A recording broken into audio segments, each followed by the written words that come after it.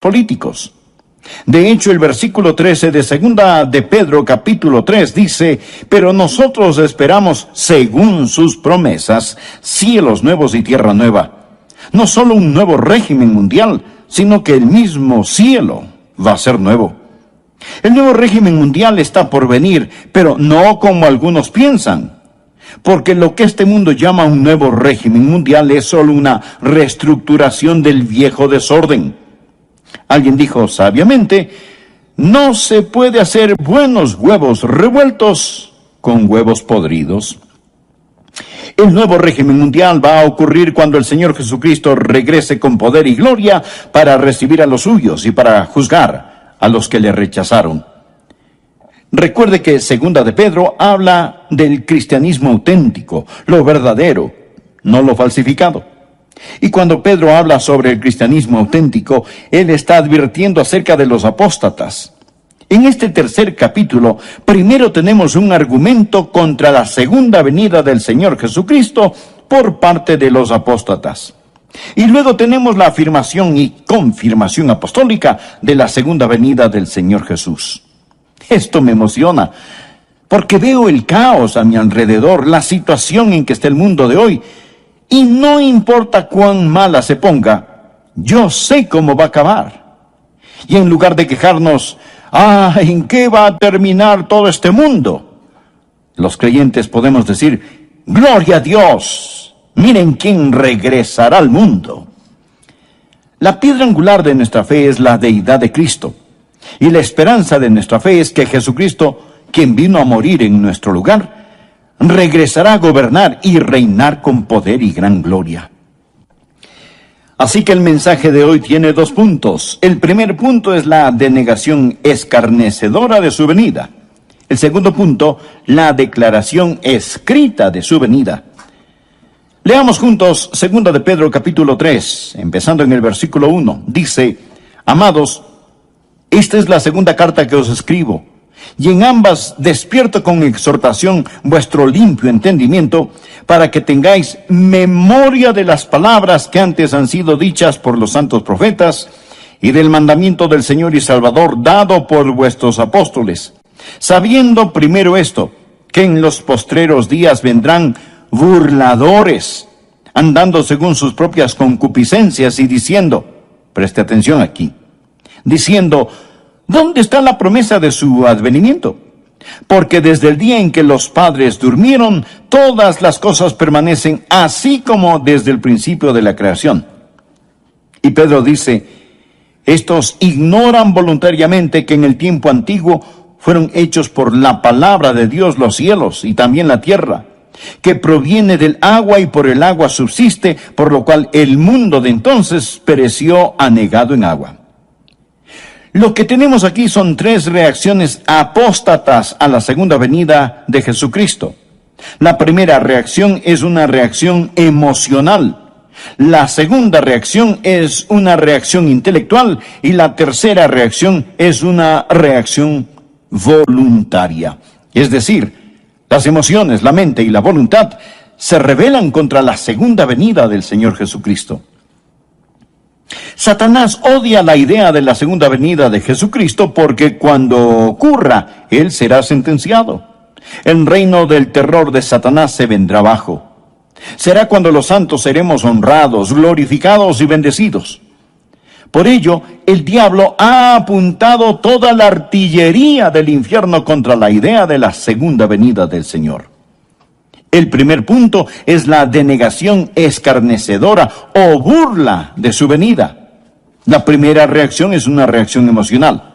Dice la palabra: en los postreros días vendrán burladores. Es un argumento emocional. Existen aquellos que simplemente se reirán y se burlarán de la segunda venida. La burla no es sustituto para la verdad.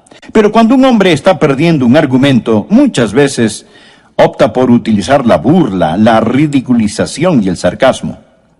Los verdaderos creyentes siempre han sabido que cuando defienden la verdad, se exponen a la burla y el ridículo. El siervo no es mayor que su señor. Marcos 5, versículo 40. Y se burlaron de él. ¿De quién? del Señor Jesús. Lucas capítulo 22 y versículo 63 habla de cuando Jesucristo iba rumbo a la cruz. Dice: y los hombres que custodiaban a Jesús se burlaban de él y le golpeaban. Se los puede imaginar muertos de risa, apuntando su dedo al Señor. Se burlaron y golpearon al Hijo de Dios. Si se ríen de usted por creer en Cristo y en su segunda venida, recuerde que está en muy buena compañía. El arsenal diabólico para impedir que usted ame, conozca y sirva a Dios es la ridiculización y la burla.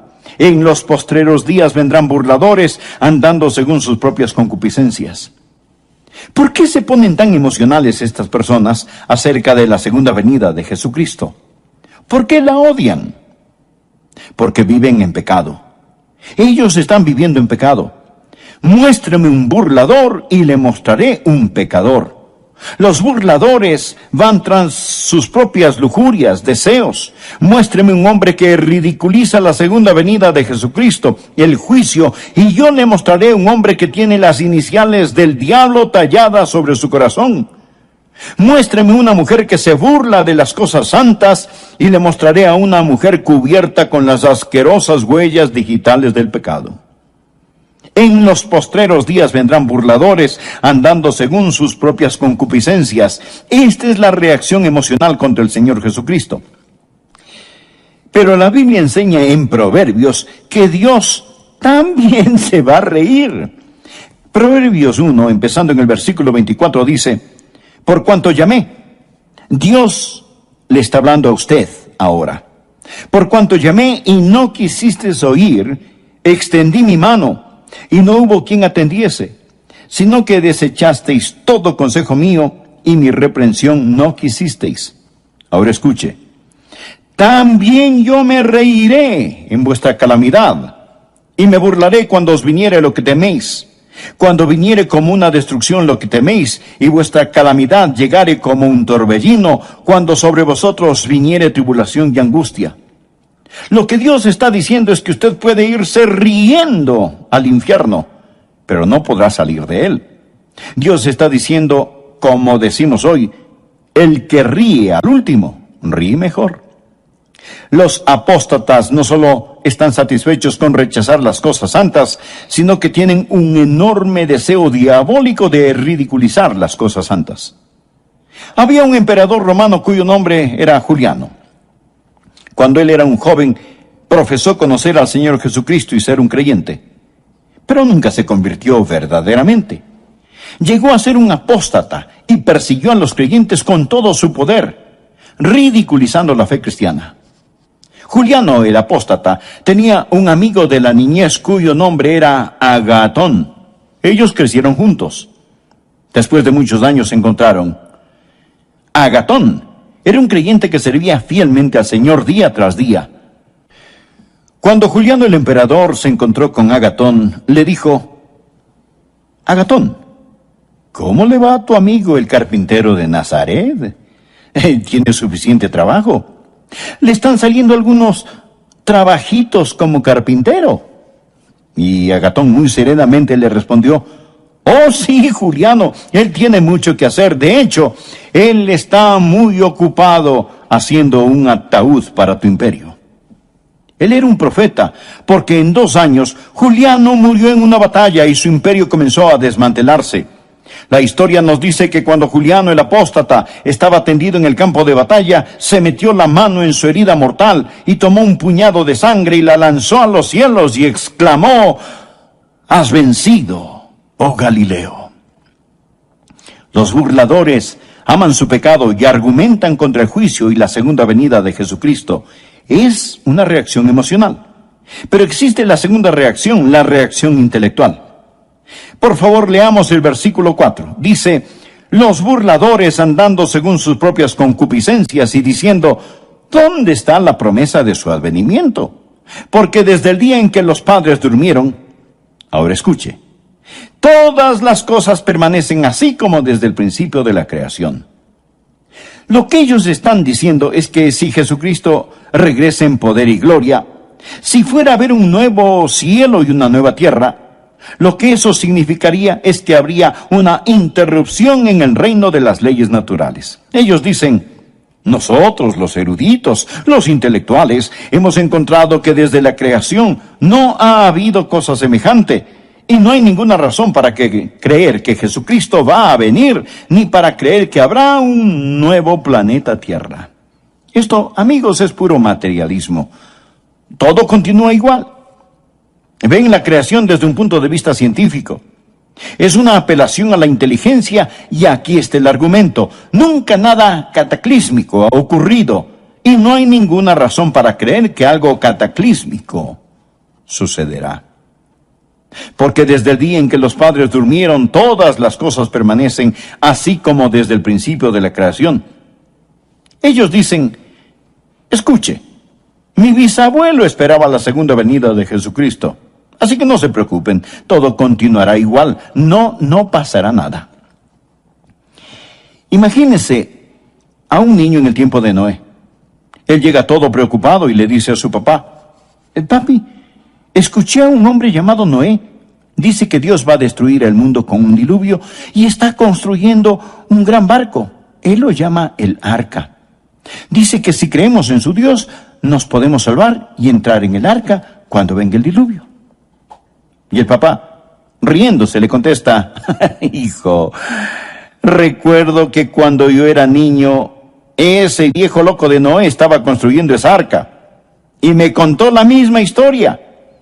Y yo me fui a casa asustado y se lo dije a mi papá, y mi papá me dijo que su papá, su bisabuelo, también escuchó al viejo Noé contar la misma historia. Hijo, olvídate de esa tontería. Nadie jamás ha visto un diluvio. No existe tal cosa. Desde los tiempos de tus bisabuelos todo sigue igual. Así que existe la reacción emocional, los pecadores que siguen sus propios malos deseos. Existe la reacción intelectual. Toda cosa continúa exactamente como fue. Nunca ha habido un cataclismo, nunca habrá un cataclismo. Existe también la reacción voluntaria. Por favor, note el versículo 5. Estos ignoran voluntariamente. Son voluntariamente ignorantes. Esta gente no quiere saber, ni quiere entender. Porque si admiten la verdad de que Jesucristo va a regresar en juicio, esto significa que tendrán que cambiar su estilo de vida. Piensan que si de algún modo cierran sus mentes y sus corazones a esta verdad, todo estará bien. En eso se parecen a las avestruces. Esconden su cabeza en la arena. Son voluntariamente ignorantes. Ellos no quieren saber. Y no pueden encontrar a Dios por la misma razón que un ladrón no puede encontrar a un policía. Juan capítulo 3, versículo 19 dice: la luz vino al mundo y los hombres amaron más las tinieblas que la luz. ¿Por qué? Porque sus obras eran malas. Mi amigo, el mundo está lleno de ellos. Usted habla con las personas sobre ponerse en paz con Dios, les habla sobre la segunda venida de Jesucristo y lo cortan, lo paran, no quieren oír, no quieren saber. El problema no está en sus mentes, el problema está en sus corazones. Romanos capítulo 1 habla de ellos que detienen con injusticia la verdad. Son voluntariamente ignorantes. Y su reacción emocional, intelectual y voluntaria sirve para negar esa gran verdad, la gloriosa verdad bíblica de la segunda venida del Señor Jesucristo. El segundo punto, la declaración escrita de su venida. Ya escuchamos a los apóstatas con su denegación escarnecedora. Ahora escuchemos a los apóstoles con su declaración escrita. Simón Pedro da 3 respuestas apostólicas a los argumentos o reacciones apóstatas para reafirmar la segunda venida de Jesucristo. La primera es su memorable promesa. Su memorable promesa. Leamos el versículo 1. Amados, esta es la segunda carta que os escribo, y en ambas despierto con exhortación vuestro limpio entendimiento para que tengáis memoria. Por favor, subraye la palabra memoria. Para que tengáis memoria de las palabras que antes han sido dichas por los santos profetas y del mandamiento del Señor y Salvador dado por vuestros apóstoles. Bien. ¿Cuáles eran esas palabras? Una promesa. Mire el versículo 4. ¿Dónde está la promesa de su advenimiento? Ahora mire el versículo 9. El Señor no retarda su promesa. Saltémonos al 13. Pero nosotros esperamos según su promesa cielos nuevos y tierra nueva. Lo que está diciendo el apóstol es que Él nos hizo una memorable promesa y Él vendrá otra vez. Los profetas y los apóstoles nos dicen que recordemos lo que Dios ha dicho. Sabemos la importancia del nuevo nacimiento, mas ¿sabía que el Nuevo Testamento solo lo menciona 9 veces? La maravillosa doctrina del bautismo se menciona solo 20 veces en el Nuevo Testamento. El arrepentimiento solo 70 veces en el Nuevo Testamento. Pero el Nuevo Testamento habla, sin tocar el Antiguo Testamento, habla 380 veces en términos gráficamente claros de la segunda venida de Jesucristo. Esa es la razón por la que Pedro dijo: tengáis memoria de las palabras que antes han sido dichas por los santos profetas y por vuestros apóstoles. Si usted agrega a los profetas lo que los apóstoles dicen, un versículo de cada 25 en la Biblia habla de la segunda venida de Jesucristo. Dios no puede mentir. Dios lo ha prometido. Por ello, el recordatorio apostólico es su memorable promesa. Recuerde, téngalo presente. El Dios que no puede mentir lo ha prometido. Segundo, Pedro nos recuerda de su magno poder. Recuerda lo que ellos dicen. Los apóstatas dicen: todo continúa igual. No hay ninguna interrupción en el reino de las leyes naturales. Pedro les responde: ustedes son ignorantes por su propia voluntad de dos cosas. La primera aparece en el versículo 5. Estos ignoran voluntariamente que en el tiempo antiguo fueron hechos por la palabra de Dios los cielos y también la tierra, que proviene del agua y por el agua subsiste, por lo cual el mundo de entonces pereció anegado en agua. Ahora Pedro les dice: mire, señor escéptico, mire, señor apóstata, usted dice que nunca nada cataclísmico ha ocurrido. ¿Y qué de la creación? Dios habló y fue hecho. Dios con su palabra creó el mundo y los universos. Él habló y se hizo. Con su palabra suspendió la luna, el sol, las estrellas. Dios lo hizo todo por medio de su palabra. Pedro les está recordando sobre el magno poder de Dios. Los escépticos modernos y ateos de hoy intentan encontrar el origen de la vida. Pero no nos preocupemos del origen de la vida. Vamos más allá. Hablemos del origen de la materia. Usted dirá: bueno, la vida empezó espontáneamente en alguna sopa prebiológica, pero ¿de dónde salió la sopa prebiológica? Amigo, de la nada. Nada sale. Por medio de la palabra de Dios todo fue creado. Dios con su palabra ordenó la creación, pero también ordenó un cataclismo. Verso 5. Estos ignoran voluntariamente. Primero, habló para la creación, que en el tiempo antiguo fueron hechos por la palabra de Dios los cielos y también la tierra que proviene del agua y por el agua subsiste. La segunda vez habló para describir el cataclismo, por lo cual el mundo de entonces pereció anegado en agua. La palabra anegado o inundado es de donde tomamos cataclismo. En el griego suena como cataclismo. Dios con su magno poder hizo la creación y con su magno poder lo sacó del cataclismo. Pedro dice: no digan que Dios no puede cambiar la historia, que todo siempre sigue igual. Enfrenten los hechos. Y si tratan de explicar la creación sin un creador, son voluntariamente ignorantes, simplemente ignorantes. Piénselo. Es completa estupidez pensar que de la nada todo salió. No solo la memorable promesa, sino el magno poder de Dios. En base a esto, Pedro empieza a defender lo que Dios ha hecho y que lo hará de nuevo, pero esta vez no con agua, sino con fuego.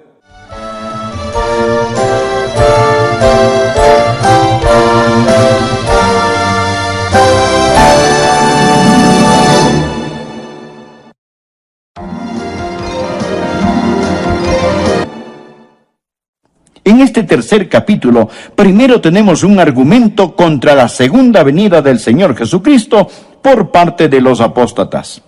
Y luego tenemos la afirmación y confirmación apostólica de la segunda venida del Señor Jesús. Esto me emociona, porque veo el caos a mi alrededor, la situación en que está el mundo de hoy, y no importa cuán mala se ponga, yo sé cómo va a acabar.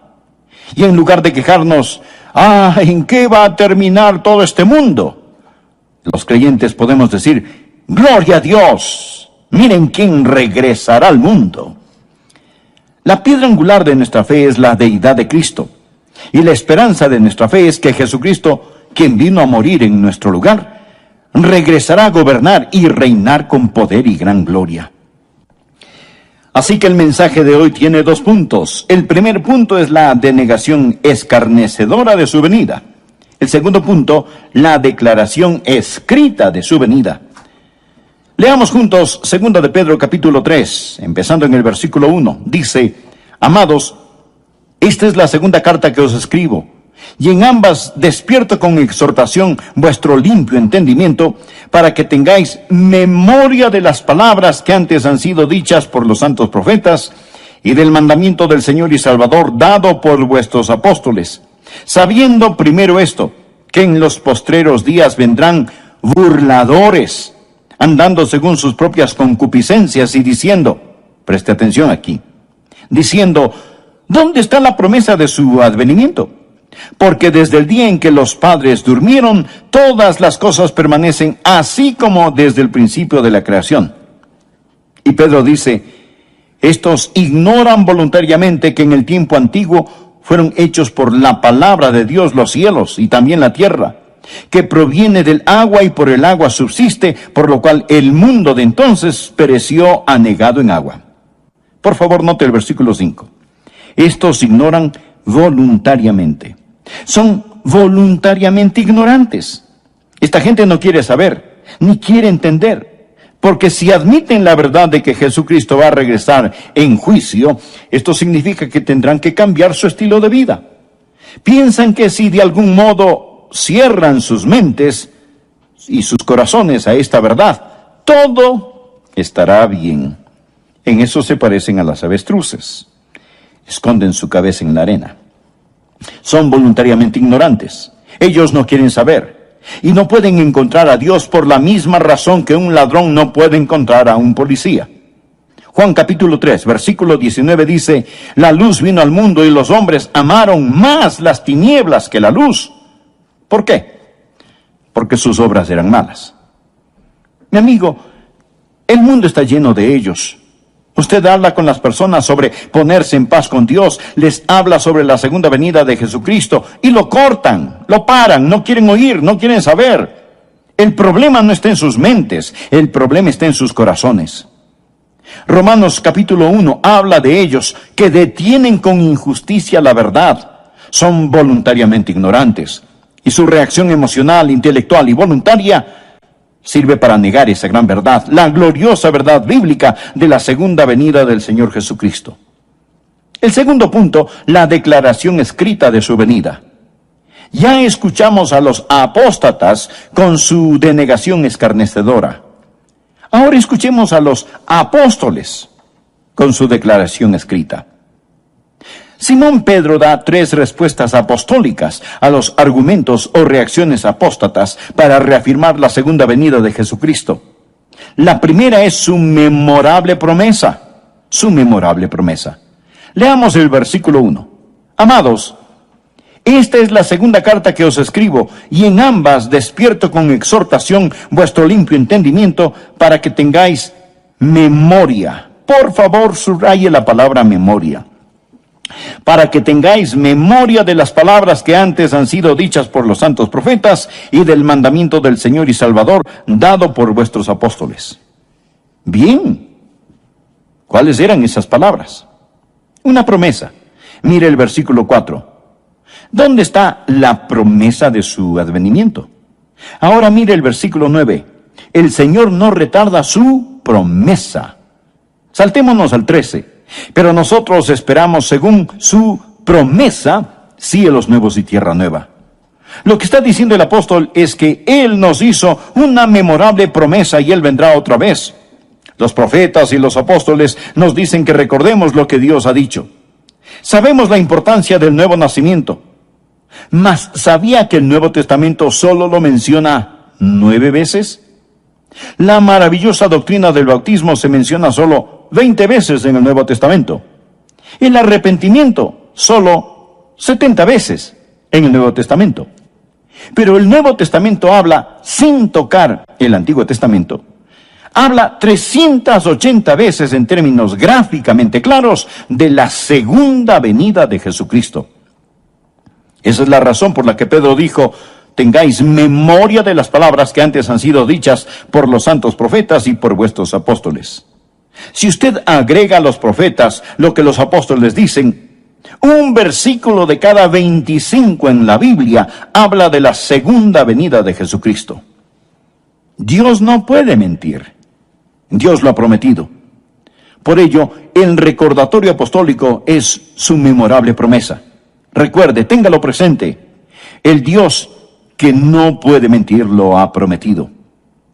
Segundo, Pedro nos recuerda de su magno poder. Recuerda lo que ellos dicen. Los apóstatas dicen: todo continúa igual. No hay ninguna interrupción en el reino de las leyes naturales. Pedro les responde: ustedes son ignorantes por su propia voluntad de 2 cosas. La primera aparece en el versículo 5. Estos ignoran voluntariamente que en el tiempo antiguo fueron hechos por la palabra de Dios los cielos y también la tierra, que proviene del agua y por el agua subsiste, por lo cual el mundo de entonces pereció anegado en agua. Ahora Pedro les dice: mire, señor escéptico, mire, señor apóstata, usted dice que nunca nada cataclísmico ha ocurrido. ¿Y qué de la creación? Dios habló y fue hecho. Dios con su palabra creó el mundo y los universos. Él habló y se hizo. Con su palabra suspendió la luna, el sol, las estrellas. Dios lo hizo todo por medio de su palabra. Pedro les está recordando sobre el magno poder de Dios. Los escépticos modernos y ateos de hoy intentan encontrar el origen de la vida. Pero no nos preocupemos del origen de la vida. Vamos más allá. Hablemos del origen de la materia. Usted dirá: bueno, la vida empezó espontáneamente en alguna sopa prebiológica, pero ¿de dónde salió la sopa prebiológica? Amigo, de la nada. Nada sale. Por medio de la palabra de Dios todo fue creado. Dios con su palabra ordenó la creación, pero también ordenó un cataclismo. Verso 5. Estos ignoran voluntariamente. Primero, habló para la creación. Que en el tiempo antiguo fueron hechos por la palabra de Dios los cielos y también la tierra que proviene del agua y por el agua subsiste. La segunda vez habló para describir el cataclismo. Por lo cual el mundo de entonces pereció anegado en agua. La palabra anegado o inundado es de donde tomamos cataclismo. En el griego suena como cataclismo. Dios con su magno poder hizo la creación y con su magno poder lo sacó del cataclismo. Pedro dice: no digan que Dios no puede cambiar la historia, que todo siempre sigue igual. Enfrenten los hechos. Y si tratan de explicar la creación sin un creador, son voluntariamente ignorantes, simplemente ignorantes. Piénselo. Es completa estupidez pensar que de la nada todo salió. No solo la memorable promesa, sino el magno poder de Dios. En base a esto, Pedro empieza a defender lo que Dios ha hecho y que lo hará de nuevo, pero esta vez no con agua, sino con fuego. Versículo 7.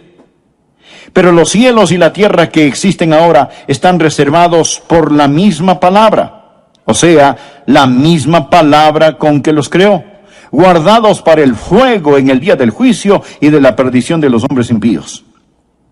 Note la frase: guardados para el fuego. El señor Kenneth Whist, un erudito del griego, dice que esto literalmente significa que los cielos y la tierra ahora mismo están almacenados con fuego. Es palabra de donde tomamos la palabra tesorería, es decir, este mundo es una tesorería de fuego. El universo entero está guardado con fuego. La naturaleza subatómica del universo nos dice que todo no es materia, sino que realmente es fuego. El hombre solía pensar que la partícula más pequeña de la materia era el átomo. Pero ahora sabemos sobre la naturaleza subatómica del átomo, y el átomo tiene un núcleo. Este tiene una carga eléctrica positiva, y girando a su alrededor están los electrones, y estos son negativos. Por eso existe una atracción y se mantienen unidos. El electrón es increíblemente rápido.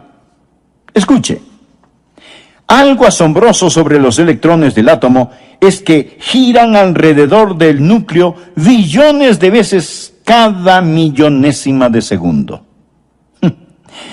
Nadie sabe realmente qué es esta fuerza eléctrica.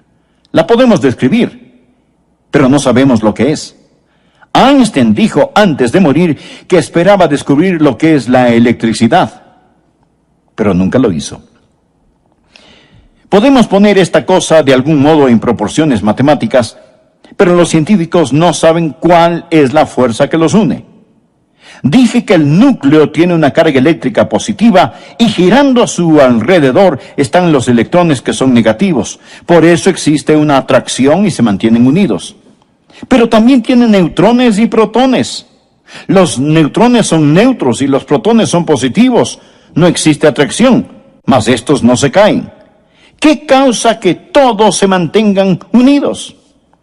Colosenses 1:17 nos habla acerca del Señor Jesús y dice, todas las cosas en Él subsisten. Significa que Él lo sostiene todo, ya sean los planetas en órbita o los electrones que giran alrededor del núcleo de un átomo. Él es la goma de las galaxias, el Señor Jesucristo. Hebreos 1:3 dice, Jesús quien sustenta o sostiene todas las cosas con la palabra de su poder. Pedro dice, están guardados con el fuego. Todo es fuego, porque todo está formado de una estructura molecular. Hebreos 11:3 dice, lo que se ve fue hecho de lo que no se ve. Pedro les dice a los apóstatas que ridiculizan la segunda venida de Jesucristo, les recuerdo su memorable promesa, les recuerdo su magno poder y les recuerdo su misericordiosa paciencia. Por favor, leamos el versículo 8. Mas, oh amados, no ignoréis esto, que para con el Señor un día es como 1000 años y 1000 años como un día. El Señor no retarda su promesa, según algunos la tienen por tardanza, sino que es paciente para con nosotros, no queriendo que ninguno perezca, sino que todos procedan al arrepentimiento. Pero el día del Señor vendrá como ladrón en la noche, en el cual los cielos pasarán con gran estruendo. Usted sabe que la gente que intenta deducir cómo todo llegó a ser, dicen, bien, todo empezó con una gran explosión. Nunca nos explican qué fue lo que explotó. Solo el hombre puede desviarse 180 grados hacia lo opuesto. Todo no empezó con una gran explosión. Todo va a concluir con una gran explosión. Dice la palabra, pero el día del Señor vendrá como ladrón en la noche, en el cual los cielos pasarán con gran estruendo, y los elementos ardiendo serán deshechos. Ardiendo significa calor interno, fiebre, calentura. Y la tierra y las obras que en ella hay serán quemadas. Puesto que todas estas cosas han de ser deshechas, ¿cómo no debéis vosotros andar en santa y piadosa manera de vivir, esperando y apresurándoos para la venida del día de Dios, en el cual los cielos encendiéndose serán deshechos y los elementos siendo quemados se fundirán? Pero nosotros esperamos según sus promesas.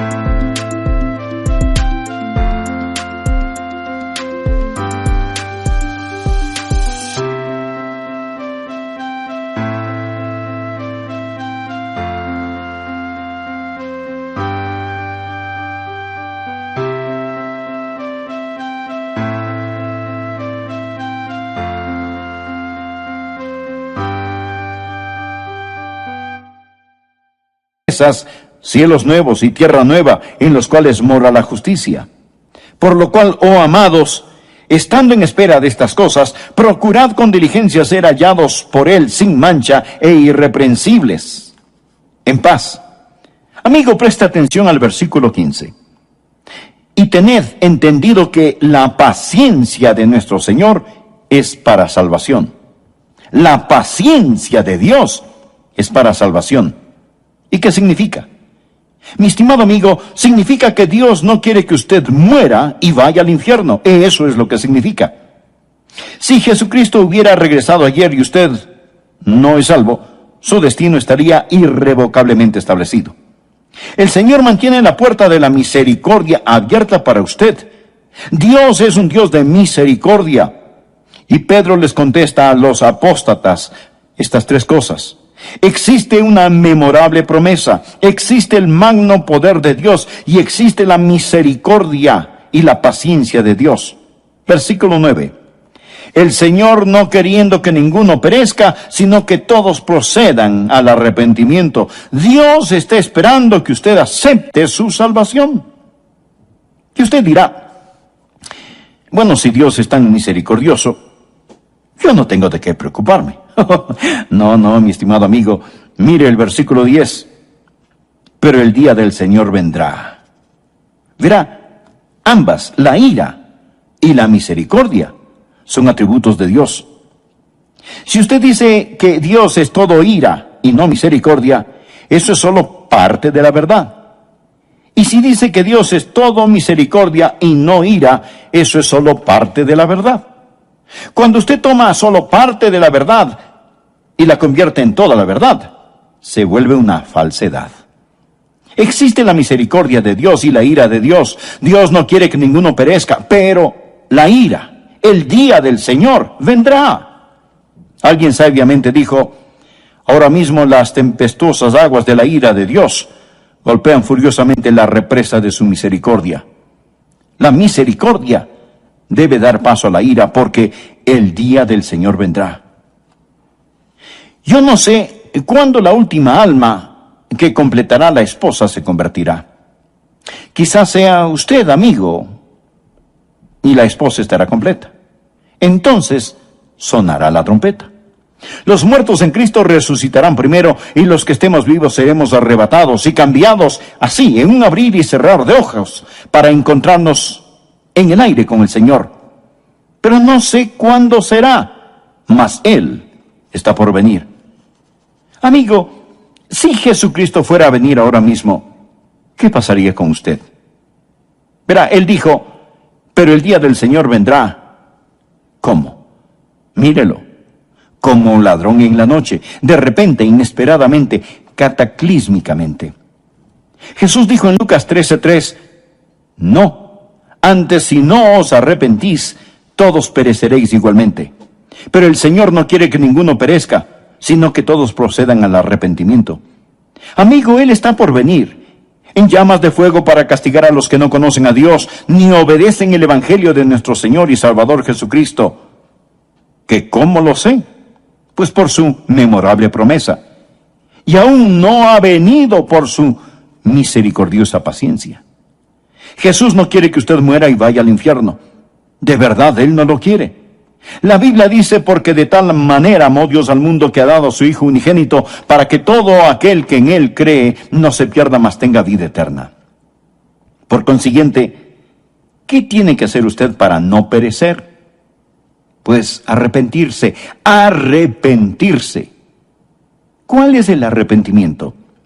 La palabra griega metanoia o arrepentimiento significa cambiar de pensar. Antes usted confiaba en sí mismo, vivía en pecado, iba por su lado, hacía lo que le daba la gana. Ahora se da un cambio radical y dramático de pensar, se arrepiente, pone su fe no en sí mismo, sino en Jesucristo, abandona sus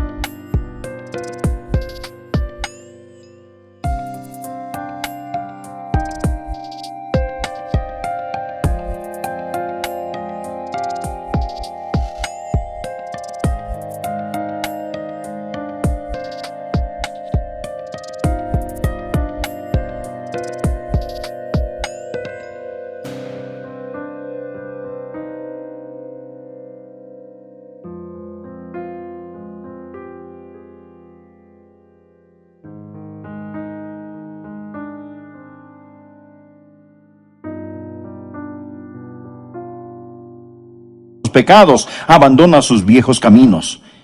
Estimado amigo, ¿es usted salvo? No le pregunté si es usted católico, bautista, metodista o lo que sea. Lo que quiero decir es que necesita saber sin lugar a dudas que se ha arrepentido de sus pecados y que ha recibido a Cristo como su Salvador personal. Le imploro que lo haga ahora. Y le invito a orar de la siguiente manera. Usted personalmente. Amado Dios, yo sé que tú me amas. Sé que quieres salvarme. Jesús, tú moriste en mi lugar para salvarme y prometiste salvarme si confiaba solo en ti. Y eso es lo que estoy haciendo ahora. Confío en ti. En este momento, con todo mi ser, abro mi corazón, me arrepiento de mis pecados y te recibo como mi Señor y Salvador. Gracias por salvarme. Finalmente, quiero decirle que el solo repetir estas palabras no le salvarán. Pero si las dijo de corazón, con todo su ser, con arrepentimiento, con fe, le aseguro